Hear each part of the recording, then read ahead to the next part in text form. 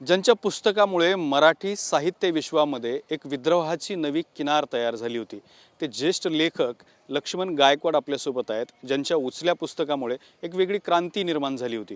मात्र सध्या अशा स्वरूपाचं साहित्य आणि साहित्यातून निर्माण होणारा विद्रोह तितकासा पाहायला मिळत नाही. मात्र लक्ष्मण गायकवाड हे पुस्तकानंतर आता नव्याने ओबीसींच्या मोर्चांमध्ये आपल्याला पाहायला मिळत आहेत आणि कालचं त्यांचं भाषणसुद्धा आक्रमक स्वरूपाचं होतं. आपण लक्ष्मण गायकवाड यांच्याशी चर्चा करणार आहोत. सर, तुमचं कालचं भाषण झालं, त्यामध्ये मराठ्यांबद्दलचा प्रचंड राग आणि द्वेष भाषणातून पाहायला मिळाला. काय कारण आहे या रागाचं? खरं तर मी तुम्हाला सांगतो, मराठ्याविषयी राग असण्याचं काहीच मला कारण नाही. परंतु आमच्या वेदना जाणून घेण्यापेक्षा गरीब मराठीच्या वेदना तुम्हाला आहेत, पण पालावर राहणारे मसंजोगी, डवरी गोसाई, छप्परबंद, उचले, ठकारी, भामटे या लोकांबद्दल काहीच चौकशी नाही. स्वातंत्र्याच्या अगोदर ब्रिटिशकालीन बॉम्बे प्रेसिडेन्सीमध्ये आमच्यासाठी सोशल वेलफेअर आमच्यासाठी झाला. 1914 साली 13 साली आमचं बजेट होतं आणि स्वतंत्र महाराष्ट्र झाल्यानंतर आम्हाला विमुक्त भटक्या जमाती म्हणलं. जमाती म्हणजे आदिवासी. जर आम्ही आदिवासी होतो तर विमुक्त भटके म्हणून आम्हाला वेगळा वर्ग महाराष्ट्रात का केला? प्रस्थापित मराठा जो समाज आहे तो आम्हाला अजूनही खाली ठेवू इच्छितो, कारण आम्हाला आमचे अधिकार देऊ इच्छित नाही, कारण आमची जनगणना झाली पाहिजे होते. तुमच्या माहितीसाठी सांगतो, हे फार कमी लोकांना माहिती आहे की विमुक्त भटक्या जमातीच्या लोकांचं गेल्या 50-60 वर्षात बजेटच नाही होत. 10 रुपयेसुद्धा बजेट नाही. मग तुम्ही आम्हाला विमुक्त भटक्या जमाती म्हणून आमच्या हातात खुळखुळ का दिलं? आम्ही क्रिमिनल ट्राईब्स होतो, आम्ही गुन्हेगार जमाती होतो, भटक्या जमाती होतो, म्हणजे डिनोटिफाईड नोमॅडिक ट्राईब. तर या डिनोटिफाईड नोमॅडिक ट्राईब्स भारतभर अनुसूचित जाती जमातीचा भाग आहे. कर्नाटकमध्ये आम्ही अनुसूचित जाती जमातीमध्ये आहोत. आणि मग तुम्ही इथं का आम्हाला वाळीत ठेवलं? महाराष्ट्राने एवढ्यासाठी चाल केली की ही विमुक्त भटकेचे लोकाला जर जमातीचा दर्जा दिला तर ह्यांचं सेन्सस करावं लागेल. सेन्सस झालं तर ह्यांची संख्या येईल आणि संख्या आली तर ह्यांना दलिताप्रमाणे आरक्षण खासदारकीमध्ये आमदारकीमध्ये द्यावं लागेल. म्हणून ह्यांना वेगळा वर्ग करा, ही केंद्राच्या सवलतीतच येणार नाही, त्यांनी ह्यांची जनगणना होणार नाही. म्हणजे हे डावपेच केल्यामुळं आम्ही पालावरचे लोक पालातच राहिलो. गीता मदारी, कैकाडी, मसनजोगी आजसुद्धा मसनवाट्यात आहे. ह्याचं दुःख तुम्हाला दिसत नाही. मराठ्याचं दुःख तुम्हाला दिसत आहे आणि मराठ्यांना तुम्ही आरक्षण देण्याचा विचार करत आहात. मग आम्हाला ओबीसीमध्ये का टाकलं? आम्हाला आता सोशल वेलफेअरमधून काढलं. आम्हाला केंद्र सरकारचं आरक्षण मिळत होतं, स्कॉलरशिप मिळत होती, तीही बंद केली. म्हणजे जो बळी तो कानफिळी. म्हणजे तुम्ही आमच्याकडे दुर्लक्ष करणार असाल तर इथला जो, माझं तर म्हणणं आहे, निजामाचा जो मराठा आहे हा गुलाम आहे आणि त्या गुलामाचे आम्ही गुलाम आहोत आणि या खालच्या गुलामाकडे लक्ष द्यायचं नाही. आणि प्रस्थापित मराठा जो आहे, गडीवरचा पाटील देशमुख, हे लोक राज्य करण्यासाठी नालायक ठरले एवढ्यासाठी की गरीब मराठ्याचे शेतकरी आत्महत्या करू लागले महाराष्ट्रामध्ये. कुणामुळे करू लागले? राज्य तर ओबीसीचं नाही, भटक्या विमुक्ताचा तर एक आमदार तुम्ही निवडून येऊ देत नाही. मग ही गरिबी कुणी आणली? तर तुम्ही राज्यकर्ते नालायक झालात. तर आता ह्यांना घरी घालवलं पाहिजे. गरीब मराठ्यांना आम्हीच न्याय देऊ. महाराष्ट्रात एक कुणबी आम्ही फाशी घेऊन आत्महत्या करू देणार नाही, आम्ही बंड करू. पण आमच्या हातात सत्ता द्यायची नाही, घराणेशाही वाढवायची. प्रस्थापित बापाचा बाप, त्याचं पोरग, त्याचं नातू, तुमचेच आमदार, तुमचेच खासदार. आता विलासराव देशमुख असो, पवार, शरद पवार, एवढा मोठा उंचीचा माणूस, हिमालयाच्या पर्वताचा, त्याच्या घरातले सर्व माणसं, दादा, मामा, काका, भाऊ, हे आमदार, खासदार, मंत्री. अरे एक तरी वडराचा माणूस घ्या, एक तर काय काढायचा घ्या, बेलदाराचा घ्या, रामोशाचा घ्या. बियाला तुम्ही आम्हाला निवडून येऊ देत नाही. मग आम्ही बंड नाही तर करणार. आमचं साहित्यच मुळात वेदनेचं साहित्य आहे की आमच्या वेदना ऐका आणि आम्हाला न्याय द्या. ब्रिटिश आम्हाला परवडले, परकीय लोक परवडले, निजामचे लोक परवडले, कारण ते सुद्धा आमच्यावर सुधारणा व्हाव्या म्हणून प्रयत्न करत होते. निजामाने गुन्हेगार जमातीचा कायदा फक्त 2च राज्य भारतामध्ये होते, एक शाहू महाराजाचं राज्य आणि एक निजामाचं, ज्याने आम्हाला जन्मताच गुन्हेगार अपराधी म्हणणं हे त्यांनी नाकारलं आणि त्यांनी सांगितलं हे सुद्धा माणसं आहेत, आम्ही हे इंग्रजाचा कायदा लागू करणार नाही 1871चा. मग महाराष्ट्रानं आम्हाला तिथंच का ठेवलं? कर्नाटक आंध्रामध्ये आज वडराचे कैकाडेचे जवळपास 18 आमदार आहेत, 9 का काही तर कॅबिनेट मंत्री आहेत. महाराष्ट्रामध्ये तुम्हाला सांगतो लक्ष्मण गायकवाड 50 वर्षापासून लक्ष्मण माने असो, मोतीराज राठोड असो, इथं आसाराम गुरुजी औरंगाबादमध्ये बिचारे सर्व मरून गेले, पण एकाला सुद्धा कधी सत्तेचा त्याला जवळसुद्धा येऊ दिले नाहीत. मग आम्ही आज विचार करतो की इथे जो मराठ्यांना गरीब केलं, भटक्या विमुक्ताला पालावर ठेवलं, त्याला कधी गावगाड्यात येऊ दिलं नाही. वडरांना तिथं अजूनही हातोडा छन्नी हातोडा घेऊन रस्त्यावर गिट्टी फोडतात, त्यांना कधी न्याय दिला नाही. म्हणून आमचं म्हणणं आहे की इथला जो प्रस्थापित मराठा आहे गडीवरचा पाटील देशमुख, हे जे पुरवठा आता जरंगे पाटलाला खरं तर विचार करावा त्यांनी. तुमच्या गरिबीपेक्षा सर्वात गरीब पोरं लेकरं रस्त्याच्या कडेनं भीक मागणारे आमच्या भटक्या विमुक्ताचे लोक आहेत. अरे त्याला कधी तुम्ही न्याय देणार आहात का नाही? हे विलासराव देशमुखचे पोरं त्याला भेटायला गेले मराठा कुणबी सर्टिफिकेटसाठी, आमच्या पालावर का आले नाहीत? आम्ही शोध यात्रा काढली, आम्ही उपोषणं केली. उलट मी व्यवसाय करून जगत होतो, तर माझं हॉटेल बापट आयोगामध्ये मी रिपोर्ट लिहिला म्हणून सर्व मराठीच्या अधिकाऱ्यांनी आणि मंत्र्यांनी मिळून मला उघड्यावर पाडलं, माझं हॉटेल काढून घेतलं, माझं वाटोळं केलं. काय अधिकारी? एक माणूस तुम्हाला डोळ्यात दिसतो का? आमच्यावर अन्याय करायला तुम्हीच आहात का? माझं म्हणणं प्रस्थापित मराठा हा स्वतःपुरता स्वार्थी आहे आणि आपल्या नातेगोतापुरतंच राज्य करतो, म्हणून याला एकदा घरी घालवलं पाहिजे आणि भटके विमुक्त ओबीसी एक झाले पाहिजेत. आणि आम्ही जेव्हा आमचा ओबीसी भटके विमुक्त लोक जेव्हा इथं सत्तेवर येतील तेव्हा मराठ्याच्या गरिबाला सुद्धा न्याय आम्हीच देऊ. हे उच्चवर्णीय मराठी कधी न्याय देणार नाहीत, कारण गरिबाची मुलगी सुंदर नाकाडोळ्यानं चांगली जरी असली तर श्रीमंत मराठा गरिबाची मुलगी कधी करून घेत नाही, लक्षात ठेवा. आणि म्हणून त्याची गरिबी वाढत गेली. ह्याला कारणीभूत तर ओबीसी आणि भटके विमुक्त नाहीत. मग ही प्रस्थापित मराठी जी आहेत हे जोपर्यंत खाली बसवणार नाहीत, कारण ह्यांच्या साखर कारखाने ह्यांचे बँका ह्यांच्या शिक्षण संस्था ह्यांच्या, मग आम्हाला काय? भटक्या विमुक्तांची लोक मला सांगा, आमची एक कुठं संस्था नाही, आश्रमशाळा असेल जास्तीत जास्त, एखादी संस्था नाही, एखादी कारखाना नाही, एखादं काही नाही. तुम्ही आम्हाला उघड्यावर आमचं वाटोळं केलं, हा आमचा राग आहे. एक लेखक म्हणून मी जेव्हा लेखणी हातात घेतली तर माझ्या समाजाला न्याय मिळावा, तुम्ही विचार करावा. एका लक्ष्मण गायकवाडला पुरस्कार देत राहायचं आणि त्याला मोठं करायचं आणि समाजाच्या हातात कायमची झुळी द्यायची, ही जी विषमता आहे सत्तेमधली, ही घालवली पाहिजे.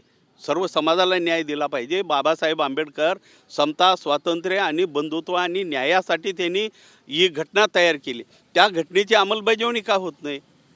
आमचा पारधी आजसुद्धा पळतो इकडे तिकडे, गावामध्ये आलं तर सर्व लोक मिळून मारतात. अरे ज्या पारध्यांनी स्वतंत्र लढ्यासाठी डाके घातले आणि स्वातंत्र्य सैनिकाला पळवले, बंड केले, रामोशी असो, तंट्या भील असो, उमाजी नाईक असो, या लोकांना तुम्ही का न्याय देत नाही?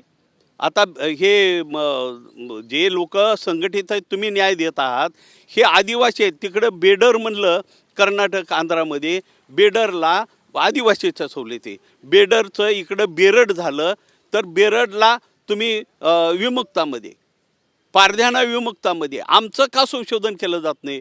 आमचे का सातबारे तपासले जात नाहीत? तुमची वंशावळी शोधत आहात मराठ्याची, मग आमच्या वडराची, कैकाडीची, टाकारीची, भामटे, उचल्याची का तुम्ही? आम्ही तो घंटीचोर आहोत त्या कर्नाटकमध्ये, आणि कर्नाटकमध्ये घंटीचोर म्हणलं की तिथं एसटीमध्ये आहोत आम्ही, आणि इकडं आलो आम्ही उचली म्हणून, टकारी भामटे म्हणून, की आम्हाला विमुक्तामध्ये म्हणजे सवलतच नाही.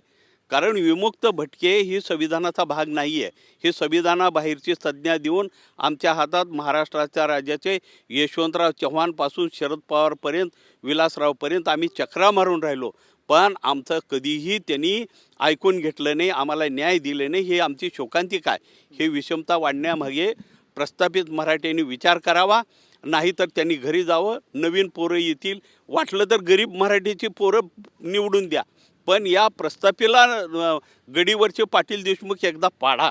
ही कीड एकदा महाराष्ट्रातली जाऊ द्या, की शेतकरी, मला सांगा, एवढे शेतकरी आत्महत्या कधी करत होते का?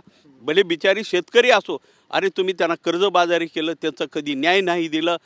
स्वतंत्र भारताच्या नंतर चायनामध्ये स्वातंत्र्य मिळालं, आपल्यानंतर मिळालं. मी चायनाला गेलो होतो, चायनामधला एक सुद्धा शेतकरी आत्महत्या करत नाही, एवढी व्यवस्था तिथे केली आहे.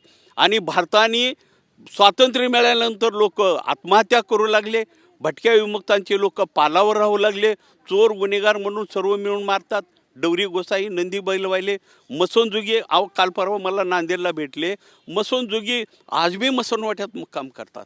हे मराठा लोकांना दिसत नाही का?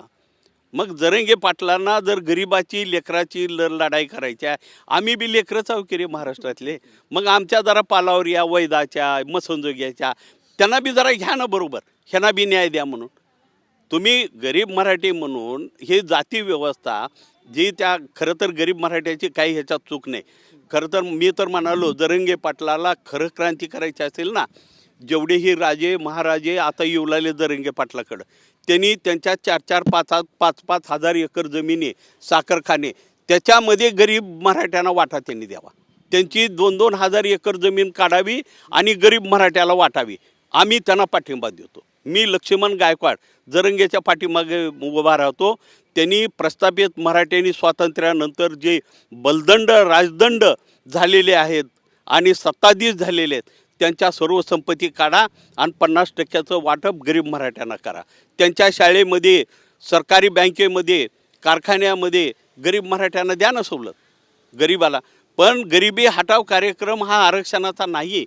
हे अपमानित झालेले भटक्या विमुक्तांचे लोक, ओबीसीचे लोक, आता कसं धनगराचं येड 12 वाजेपर्यंत जात नाही म्हणतात. धनगर बसलं जेव्हा आहे ताकासंघाशिवाय, परटाचं तोंड बघुनी, नाव्याचं तोंड बघुनी, हे अपमानित करणारे शब्द असल्यामुळं ती मागासवर्गाचा हिस्सा पडतात. कुणबी जे आहेत, हे कुणबी कोकणामध्ये, मी स्वतः बापट आयोगामध्ये होतो, तपासणी केल्यानंतर असं लक्षात आलं की कुणब्याला लग्नाला सुद्धा बोलवत नाहीत. कुणब्याला लग्नामध्ये आपल्या बरोबरीने जेवायला बसवू देत नाही. ही वस्तुस्थिती आहे. खरं तर पत्रकारांनी कुणबी काय आहे हे कोकणामध्ये जाऊन बघावं. माझं म्हणणं त्यांना मिळू नये असं नाही. गरीब मराठ्यांना तर मी 1987-88 साली मागणी नांदेडमध्ये केली होती की गरीब मराठ्यांना सुद्धा आरक्षण मिळावं, त्यांना वेगळं संरक्षण मिळावं आर्थिकदृष्ट्या. गरीब मराठ्याबद्दल मला कधीच ही नाही आहे, त्यांना माझा पाठिंबाच असेल. पण ही वरचे जी धनदांडगे जी बसलेले आहेत, ते निजामाच्या काळात जहागिऱ्या मिळवल्या आणि सत्तेनंतर त्यांचे शेंबडे पोरंसुद्धा आमदार खासदार ओलाले, आमच्या समोर झाले. आता त्यांना जर तुम्ही, या लोकांनी कारभार नीट नाही केला, गरिबाला गरीब केलं, शेतकरी आत्महत्या करू लागले, हे रोखवायचं असेल तर मला वाटतं आता ओबीसी भटक्या विमुक्तांच्या लोकांना निवडून देण्याची गरज आहे. तुम्ही जे म्हणालात बळी तो कान पिळी, तर मराठ्यांचं सध्याचं आंदोलन हे अशाच पद्धतीनं सुरू आहे?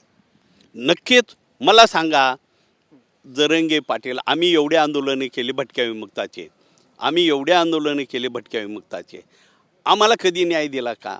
जरंगे पाटलाच्या मागे 100 JCPनं भरलेली फुलं उधळत आहेत.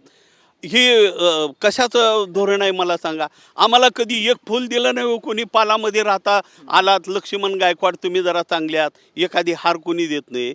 तुम्हाला 100 JCP म्हणजे ही श्रीमंतीचं लक्षण नाही का मला सांगा?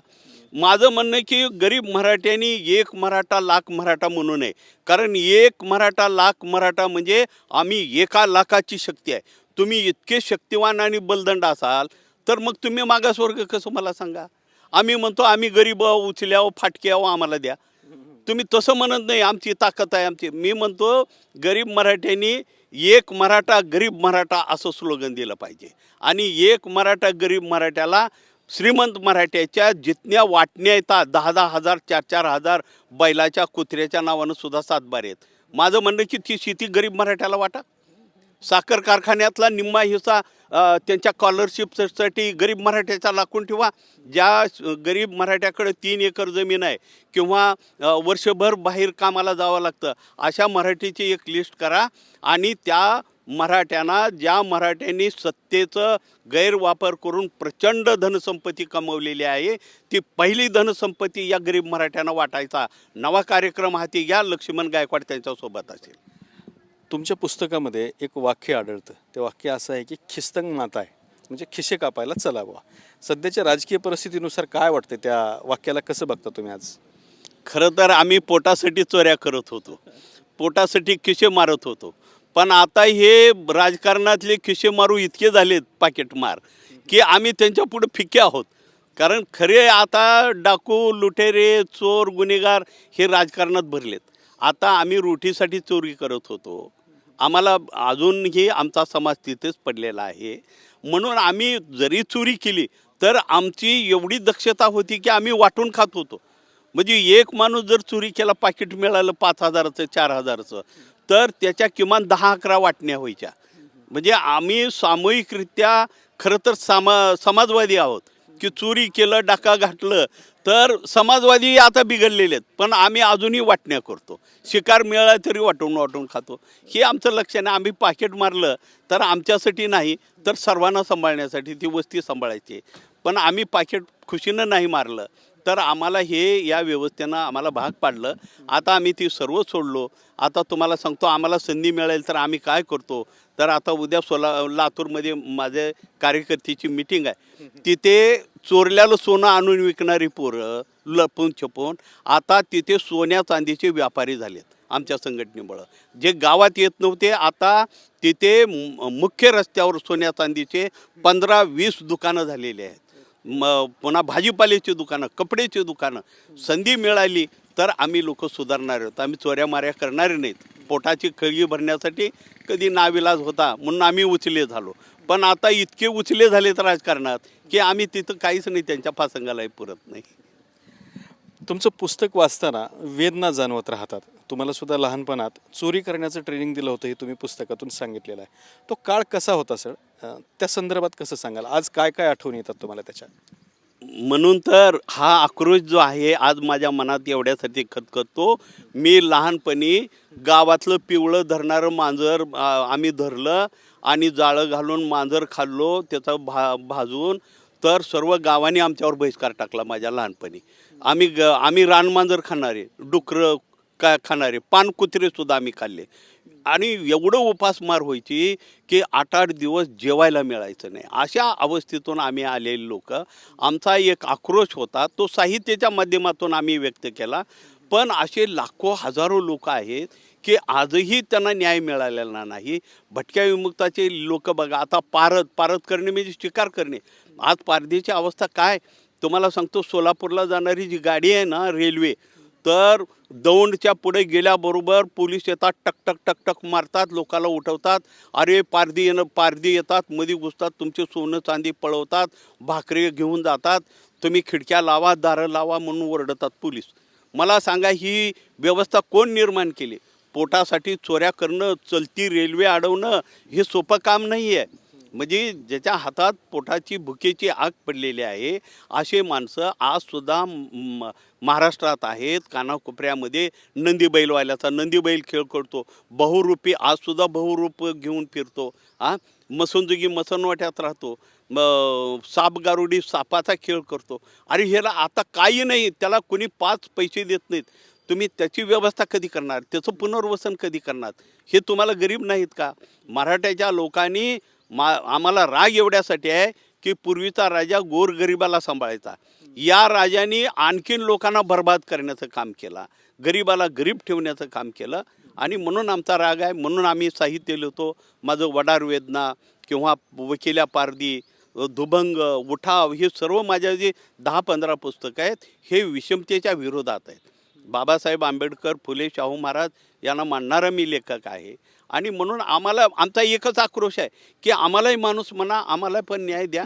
जनावराप्रमाणे आधी आम्हाला वागवता. गावामध्ये आता एवढ्या वर्षानंतर महाराष्ट्रात 17 गावामध्ये एक ठराव झाला आहे ग्रामपंचायतीमध्ये की पारध्याच्या लोकाला गावात राहू नका, मसनजोग्याला राहू द्यायचं नाही, आमच्या इज्जती चालल्यात. अरे कशात तुमची इज्जत आहे?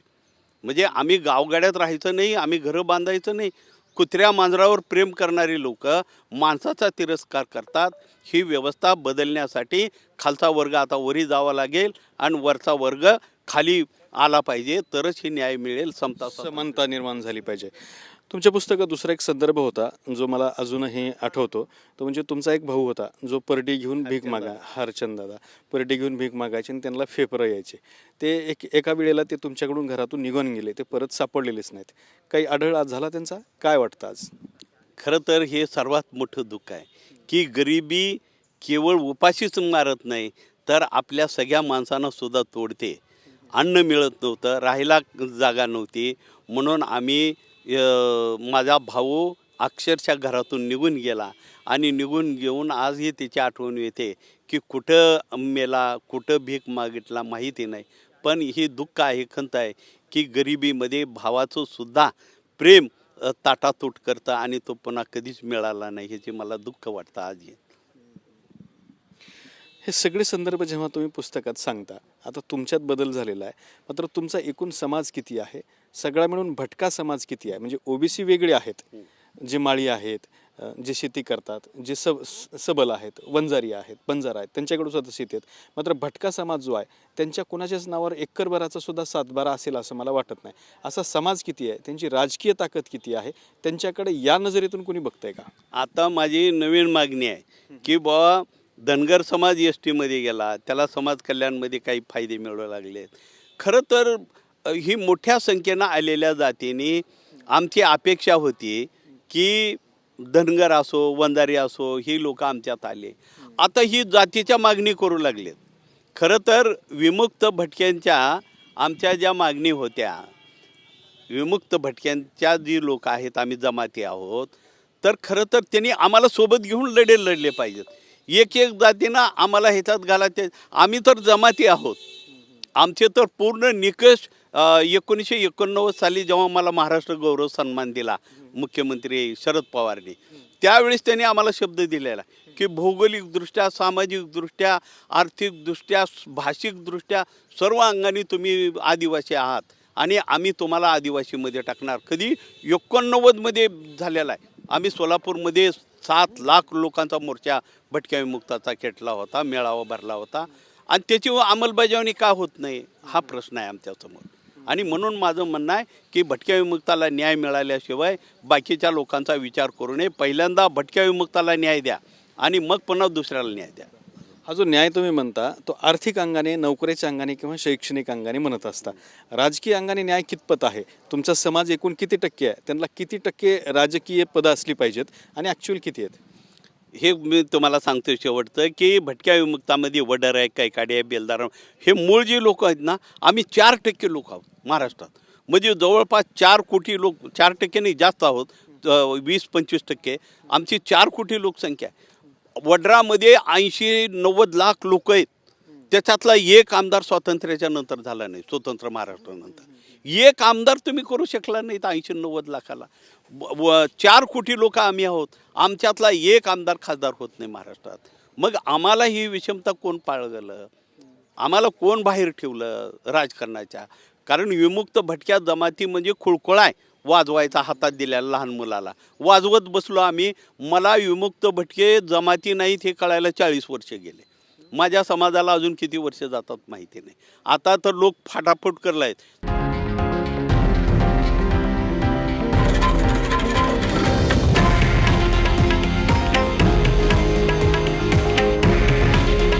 हे आहे देशातील नंबर 1 न्यूज नेटवर्क आणि आपण पाहत आहात TV9 मराठी. काळजी तुमची, हित महाराष्ट्राचं.